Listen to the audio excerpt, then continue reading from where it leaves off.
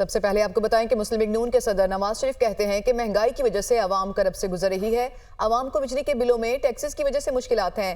نون league کے دور میں مہنگائی کم تھی, عوام کے لیے آسانی تھی. مجھے نکال کر ملک کے ساتھ زیادتی اور بہت بڑا جرم کیا گیا. آخر یہ سب کچھ کس نے کیا, کون ذمہ دار ہے؟ ذمہ دار وہی ہے جو ہمارے بعد آئے. کوئی جواب دے, سازش کرنے والے چہرے کون تھے؟ بانی پی ٹی آئی کس طرح اقتدار میں آئے؟ وہ لاہور میں پریس کانفرنس کر رہے تھے.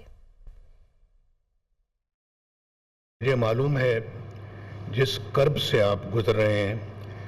میرا اشارہ مہنگائی کی طرف ہے. میرا اشارہ خاص طور پہ مہنگے بجلی کے بلوں کی طرف ہے, کیونکہ اس وقت اللہ کے فضل و کرم سے کوئی مہنگائی کا نام و نشان نہیں تھا. بجلی کے بل بہت کم آتے تھے, آسانی سے زندگی گزار رہے تھے. مجھے نکالا کیوں؟ اور میں آج بھی کہتا ہوں, مجھے کیوں نکالا؟ یہ دن دیکھنے کے لیے جو آج ہم سب دیکھ رہے ہیں, اس لیے نکالا کہ ان غریبوں کا جو بل, جن کو 1600 روپیہ بجلی کا بل آتا تھا, آج 18,000 روپیہ آ رہا ہے. یہ آخر سب کچھ کس نے کیا؟ کون ہے اس کا ذمہ دار؟ اگر میں ذمہ دار نہیں ہوں تو پھر کوئی نہ کوئی تو ہے نا, اور وہی ہے جو ہمارے بعد میں آئے ہیں.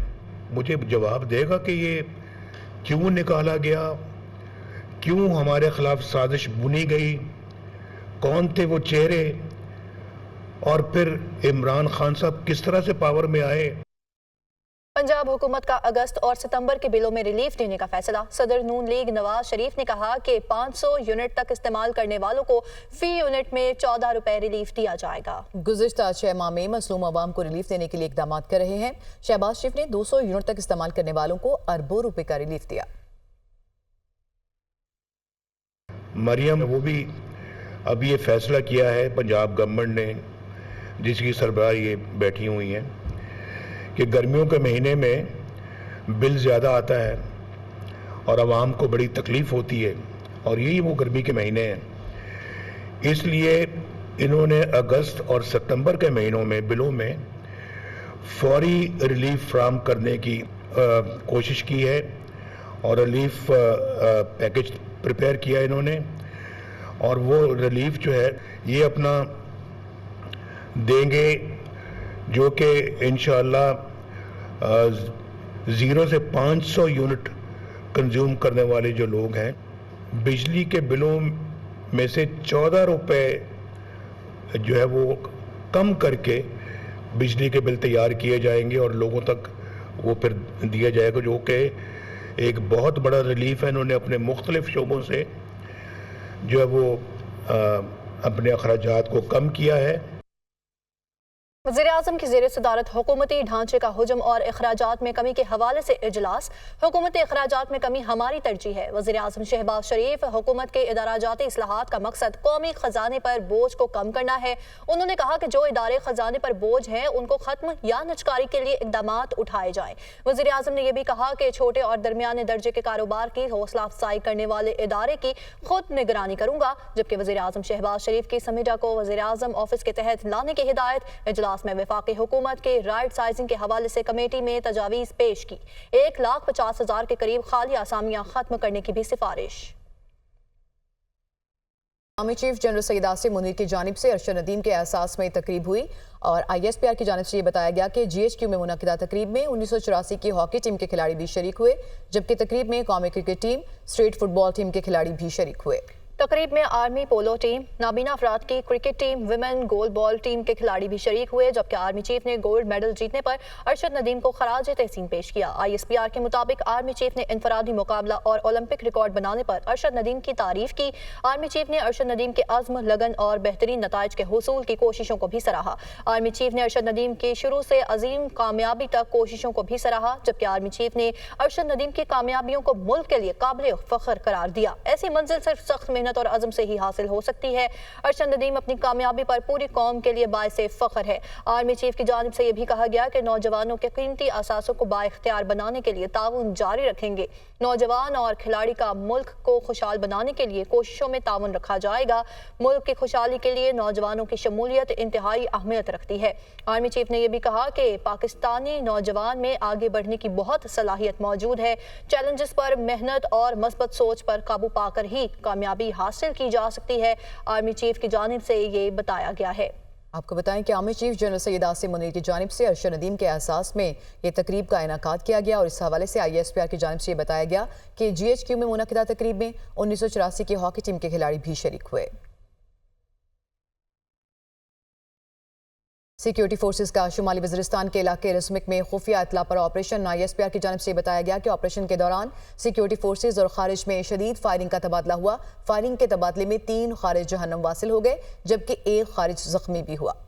ہلاک ہونے والے خوارج کے قبضے سے اسلحہ اور گولہ بارود بھی برآمد کیا گیا ہے، جبکہ ISPR کے مطابق ہلاک خوارج دہشت گردی کی کارروائیوں اور شہریوں کی ٹارگٹ کلنگ میں بھی ملوث تھے۔ علاقے میں موجود دیگر خوارج کی تلاش کے لیے آپریشن جاری ہے۔ سیکیورٹی فورسز ملک کے خوارج اور دہشت گردی کی لعنت کے خاتمے کے لیے پرعزم ہیں۔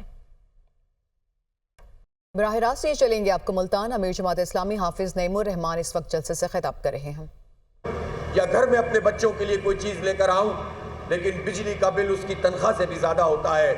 یہ کوئی افسانوی باتیں نہیں ہیں، ہر گھر یہ تجربہ کر رہا ہے، اور اب لوگوں کے بس میں یہ بجلی کے بل ادا کرنا نہیں رہ گیا ہے۔ جو حالات میں تبدیلی واقع کرنی ہوتی ہے اور لوگوں کو اٹھا کر کھڑا کرنا ہوتا ہے، اس کی جو پہلی منزل ہوتی ہے وہ پہلی منزل شعور کا پروان چڑھانا ہوتا ہے۔ دوسری بات یہ ہے کہ لوگوں کو یہ سمجھانا ہوتا ہے کہ مہنگی تعلیم یہ تمہاری قسمت نہیں ہے، یہ بجلی کے بل، یہ بھاری بھرکم بل یہ تمہاری قسمت نہیں ہے، تقدیر نہیں ہے، یہ مہنگا پیٹرول تمہاری تقدیر نہیں ہے، یہ حکمرانوں کی عیاشیاں، مراحت، ان کے فری پیٹرول، ان کے اللے تللے اور تمہارے حالات خراب ہوں، یہ تمہاری تقدیر نہیں ہے۔ شعور پروان چڑھایا جائے اور لوگوں کے اندر یہ اعتماد پیدا کیا جائے کہ وہ بھی اس حکمران طبقے کے خلاف اٹھ کر کھڑے ہو سکتے ہیں۔ الحمدللہ جماعت اسلامی نے اپنی اس طویل جد و جہد سے، اس شاندار دھرنے سے یہ شعور پاکستان کے بچے بچے کو دیا ہے، پاکستان کی ماؤں بہنوں کو دیا ہے، پاکستان کے مزدوروں کو دیا، پاکستان کے کسانوں کو دیا، پاکستان کے طالب علموں کو دیا، اور پھر ہم ایسے اٹھ کر نہیں آئے۔ ہم نے ایک معاہدہ کیا، ایک تحریری ایگریمنٹ ہوا، اور حکومت کے وزراء نے سامنے آ کر پوری قوم کے سامنے اس معاہدے کا اعلان کیا۔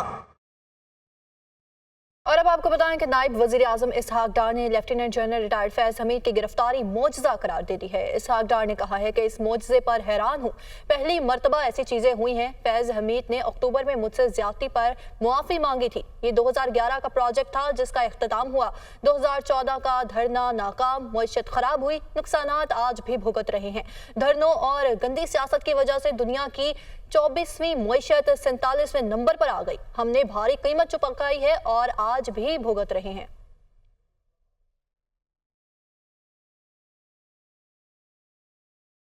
خیبر پختونخوا کے صوبائی وزیر تعمیرات و مواصلات شکیل خان نے استعفیٰ دے دیا۔ کہا اس کرپٹ نظام میں کابینہ کا حصہ رہنا میرے لیے ممکن نہیں۔ وزیر اعلیٰ علی امین گنڈاپور اس وقت صوبے میں کرپشن کے سرغنہ ہیں، اس بدعنوان نظام کا مزید حصہ نہیں رہ سکتا۔ مستعفی ہونے کا فیصلہ کیا ہے، وزیر اعلیٰ کو استعفیٰ بھیج دیا، اسے قبول کرنا چاہیے۔ گورنر خیبر پختونخوا نے صوبائی وزیر شکیل خان کو ڈی نوٹیفائی کرنے کی سمری پر دستخط کر دیے ہیں۔ محکمہ انتظامیہ کی جانب سے اعلامیہ جاری کر دیا گیا۔ فیصل کریم کنڈی نے کہا ہے کہ پی ٹی آئی میں موجود جو بھی کرپشن کے خلاف بات کرتا ہے اس کا یہی حال ہوتا ہے۔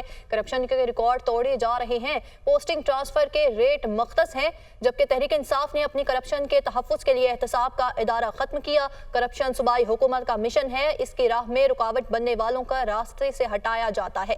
کرپشن پر چارج شیٹ وزیر اعلیٰ ہے، مستعفی ان کو ہونا تھا مگر انہوں نے شکیل خان کو قربانی کا بکرا بنایا۔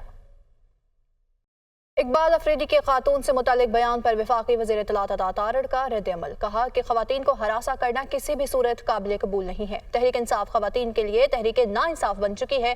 تحریک انصاف اقبال افریدی کے خلاف ایکشن لے۔ پہلے ہی ہمارے معاشرے میں خواتین کو بہت سی مشکلات کا سامنا کرنا پڑتا ہے، یہ تحریک انصاف کی فسطائیت ہی ہے جو کھل کر باہر آ رہی ہے۔ عطا تارڑ نے اقبال افریدی کی پارٹی رکنیت معطل کرنے کا بھی مطالبہ کر دیا۔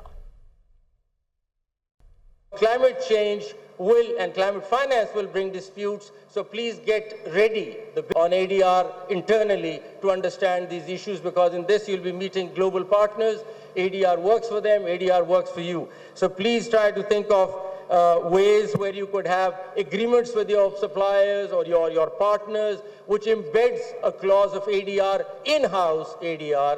You know, it's no rocket science to my mind, and you can have the flexibility of resolving it right in your office. You could have a floor or an office or a separate room called the ADR panel, which could be totally neutral people sitting in your company trying to resolve your disputes.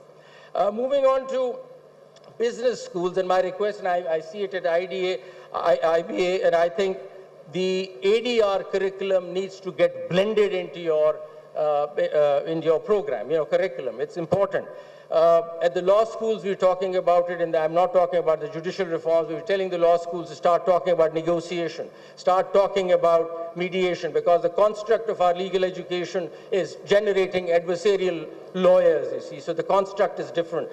We're working on that, but I'm just requesting the business schools to have a curriculum that integrates this into their program. It's imperative now that the business schools start talking about settlements, negotiations, and dispute settlements.